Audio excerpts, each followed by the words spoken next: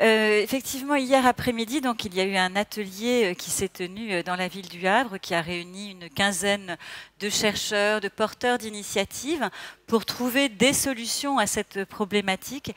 Et donc, c'est le chercheur et socio-économiste au CIRAD, Nicolas Bricas, qui va vous rendre compte de cet atelier pendant à peu près 7 minutes. Et ensuite, on va entamer des questions-réponses pour avoir un dialogue avec la salle.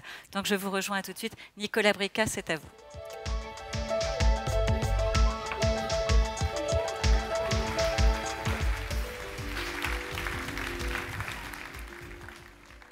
Bonjour à toutes et à tous.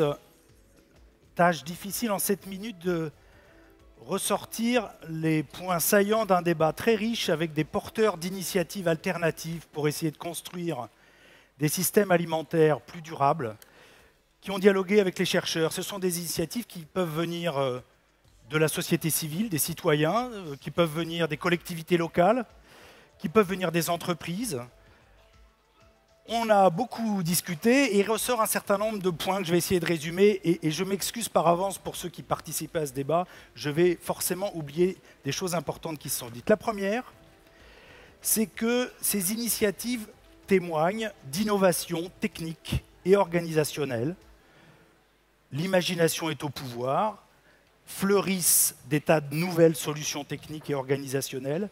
Mais ce qui est ressorti du débat d'hier, c'est que la solution n'est pas technique et organisationnelle. Et que la réponse pour construire des systèmes alimentaires plus durables n'est pas simplement de trouver de bonnes techniques de production agricole, de bonnes techniques de transformation ou de distribution alimentaire qui seraient moins prédatrices sur l'environnement ou qui seraient plus justes. En fait, ce que témoignent ces initiatives, c'est une recherche de sens. On a entendu les mots créativité, se retrouver, retrouver soi-même ses valeurs, retrouver du sens à son alimentation, réenchanter l'alimentation, inventer le désir de manger autrement. Donc au-delà du caractère technique, du caractère innovatif qui se concrétise dans ces initiatives, il y a derrière une autre façon de construire l'alimentation et d'une certaine façon de reprendre pouvoir sur son alimentation.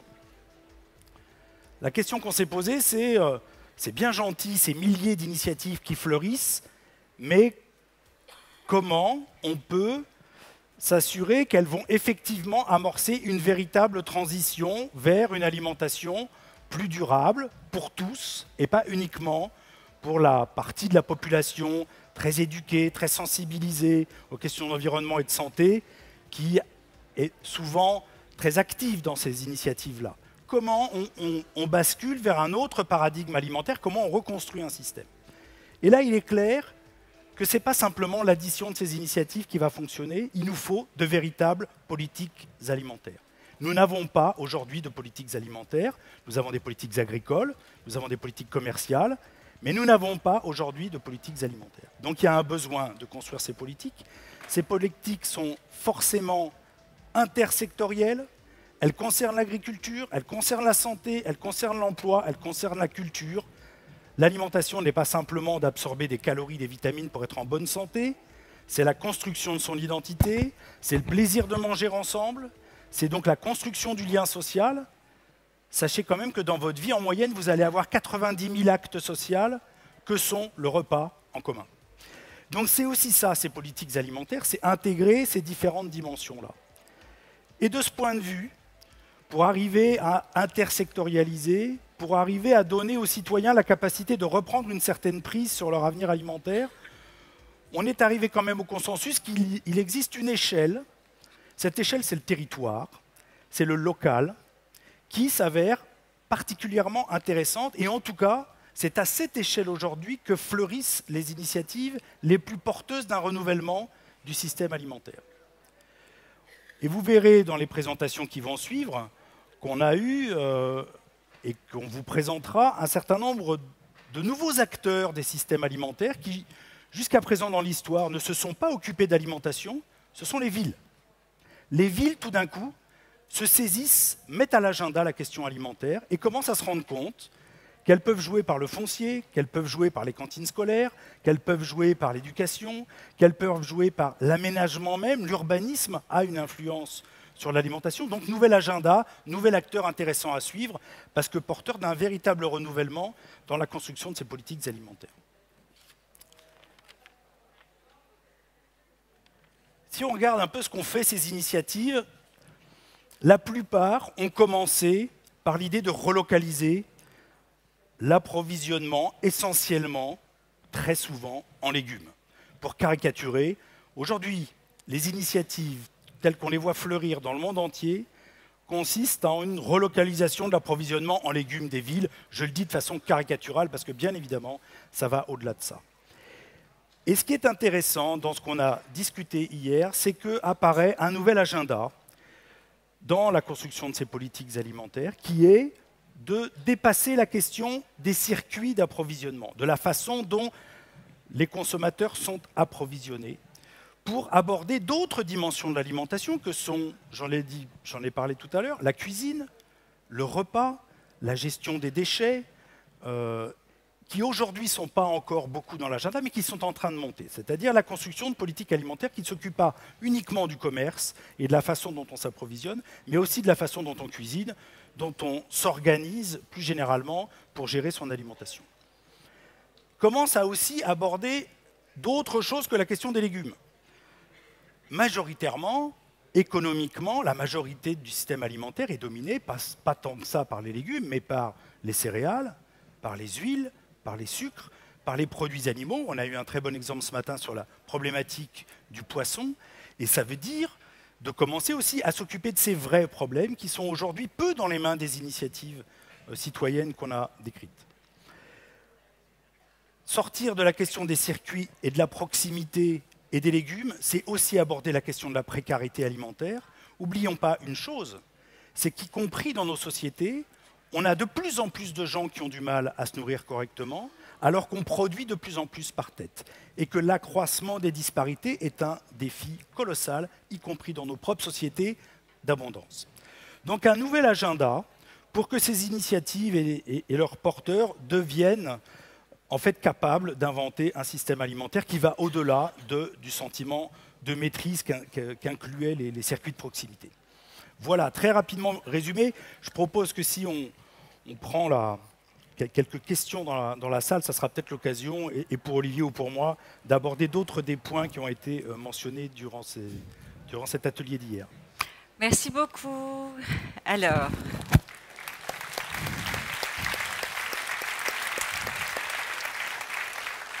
je pense qu'il y a des hôtesses donc, qui vont vous passer les micros, et donc je ne vois pas, mais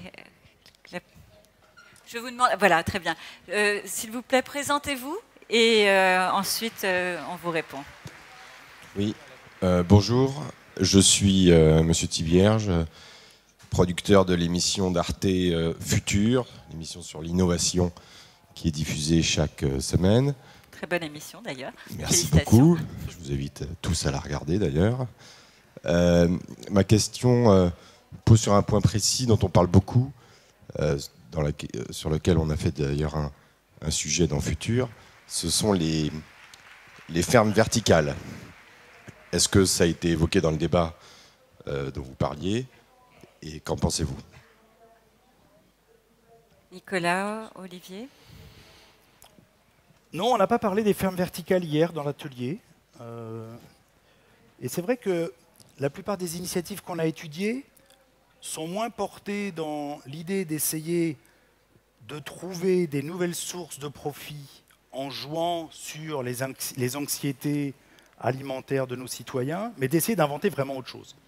Ferme verticale, oui, il y a cette idée effectivement de concentrer la production agricole au cœur de la ville, avec, on le sait, sur les premières expériences qui émergent, une réaction assez mitigée des citoyens qui sentent pas que c'est une forme de réponse au désenchantement qu'ils ont vécu dans l'industrialisation du système alimentaire. Et qu'ils ont envie de retrouver des liens qui sont pas forcément, qu'ils ont envie de réenchanter l'alimentation, et ce n'est pas forcément ce type de solutions qui apparaissent les premières, en tout cas dans les initiatives citoyennes. Oui, peut-être un constat, c'est qu'au fond, les innovations technologiques de ce type-là ont commencé à être développées et ont quelques vertus, mais on est un peu aux limites de ce qu'elles peuvent offrir. Aujourd'hui, on met l'accent plus sur des innovations sociales, la réinterrogation de nos modes de vie, la place de l'alimentation dans nos existences quotidiennes, la possibilité de nouer des rapports de nature différente entre consommateurs et producteurs et de redéfinir les marchés, au lieu que les consommateurs soient des êtres passifs qui répondent, si vous voulez, par leur choix d'achat à l'offre d'aliments qui leur est proposée. Ils veulent avoir une part active dans la construction de ce système. Et donc, on s'est beaucoup plus intéressé à ces innovations sociales qu'à ces innovations technologiques. Alors, on va aller assez vite parce que sinon on n'aura pas le temps de poser beaucoup de questions. Donc voilà, présentez-vous, je vous en prie. Bonjour, je m'appelle Nathalie Jubin, je suis consultante en organisation coopérative, mais je témoigne ici où je pose une question à titre de citoyenne. J'aurais voulu entendre une part beaucoup plus importante donnée à la responsabilité du consommateur, notamment face à l'alimentation. Ici, à midi, tout le monde va partir et va, comme si rien n'était, dans une espèce de schizophrénie hallucinante. Pour la majorité des personnes, continuer à manger toutes sortes de produits, des aliments carnés notamment. Et on n'a pas parlé, par exemple, des 60 à 90 milliards d'animaux tués chaque année. Le chiffre varie de façon aussi spectaculaire en fonction des sources d'évaluation, qui sont torturés Nicolas, littéralement, Olivier. Et qui ont un effet dévastateur dans la déforestation, dans le changement climatique. Et donc les consommateurs, qu'est-ce qui est fait pour les rééduquer, pour inciter à cesser de manger des petits gâteaux, des produits qui se retrouvent dans tous nos produits alimentaires et même dans toute l'offre de tous les troquets, de toutes les boulangeries. C'est des produits industriels. Merci. De très basse qualité. Merci beaucoup. Qui souhaite répondre sur le consommateur citoyen? Oui, enfin, d'abord, effectivement, on n'en a pas parlé, mais ce n'est pas parce que ce n'est pas important, simplement qu'on est très très minuté par l'horaire. Dans le rapport final que j'ai remis aux Nations Unies en mars dernier, qui est la synthèse de mes 6 années de travaux, je consacre une certaine place à cette question de l'impact de l'élevage industriel sur la soutenabilité, au fond, de nos systèmes alimentaires pour la planète. Et je partage votre préoccupation. Je pense qu'en plus de l'empreinte écologique très forte de ce type d'élevage-là, il y a effectivement des soucis qui découlent en termes de santé publique de la surconsommation de protéines animales, qui est d'autant plus paradoxal que dans certaines régions du monde, c'est plutôt d'une sous-consommation dont il faudrait parler.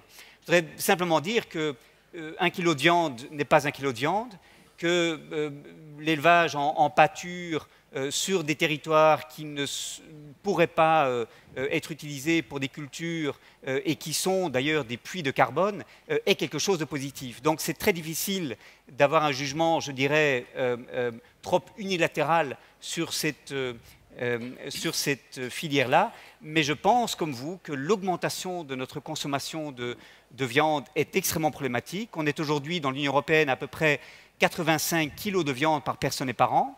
C'est 120 kilos en Nouvelle-Zélande, aux États-Unis ou en Australie, et ce sont des niveaux de consommation absolument excessifs. Je crois que le consommateur devrait pouvoir comprendre mieux les impacts de ses choix sur la planète, et je pense qu'il a beaucoup plus de pouvoir entre ses mains qu'il ne paraît le réaliser en général.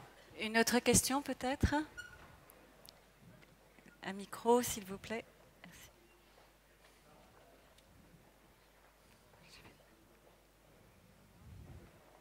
J'ai vu 2 autres questions. On prendra encore 2 autres questions. Je vous demande d'être très rapide parce qu'on a très peu de temps.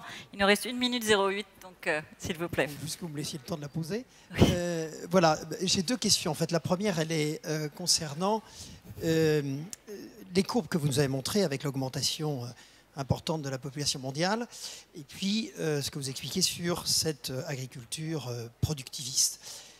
Est-ce qu'aujourd'hui, les scientifiques que vous êtes sont capables de démontrer que l'argument qui est opposé à cette révolution dans la façon de concevoir l'alimentation et l'agriculture, qui est de dire il nous faut, si nous n'avons pas ces productivités induites par les engrais, on n'arrivera pas à faire face et à alimenter cette planète qu'on nous prépare avec l'évolution des moyens. Donc est-ce que oui ou non, on est scientifiquement capable aujourd'hui de dire mais non, on peut tout à fait, avec une agriculture différente, relocalisée, enfin tout ce que vous avez expliqué, cette alternative, elle est crédible économiquement? Puisque je pars du principe que si on ne répond pas à cette question, alors on aura du mal à contrer tous ceux qui nous disent, de toutes les façons, vous savez, le chantage au « eh bien, c'est ça ou la fin ». Excusez-moi, je suis obligée de vous couper parce qu'en plus, Olivier ou Nicolas, je vous laisse répondre à cette question, mais ensuite on doit enchaîner. Sachez en revanche qu'à la fin de cette session, dans la salle qui est à côté, vous avez la possibilité de poursuivre les discussions presque en one-to-one, en discussion, etc. Donc, Olivier ou Nicolas, je vous laisse répondre à cette question et ensuite il faut qu'on enchaîne. Pardon pour les uns et les autres. Tu veux? Moi, je peux, mais rapidement là-dessus. Aujourd'hui, la planète produit nettement plus que ce dont elle a besoin pour se nourrir. La question n'est donc pas uniquement d'interroger la capacité de la production agricole et de tout le secteur agricole à faire face aux défis démographiques de demain. Il faut aussi interroger l'autre pendant de l'équation qui est nos modèles de consommation. Mais si on s'interroge quand même sur les modèles de production agricole, puisque c'est la question que vous posez, pour moi, me semble-t-il, le défi n'est pas de savoir comment on va encore augmenter la production. La question, c'est de savoir, est-ce qu'en réformant les modèles de consommation, en réduisant la production par tête, par une réforme des modèles de consommation, on peut continuer au même niveau de production sans pétrole, sans phosphate, sans potassium. Et pour moi, le défi, il est là. Si on a réussi à nourrir une population en explosion démographique, c'est parce que d'abord, on a été chercher la terre là où elle était peu occupée, c'est la colonisation, et qu'ensuite, on est allé chercher de quoi augmenter la production dans le sous-sol. C'est la prédation verticale vers le pétrole, vers le phosphate. On arrive au bout de ça. Donc, est-ce qu'aujourd'hui, on peut construire un système de production agricole sans pétrole et sans ressources non renouvelables? Et le défi, pour moi, il est là. Il n'est pas comment augmenter la production. Merci beaucoup. Je vous remercie tous les deux. Avant d'appeler notre prochain intervenant.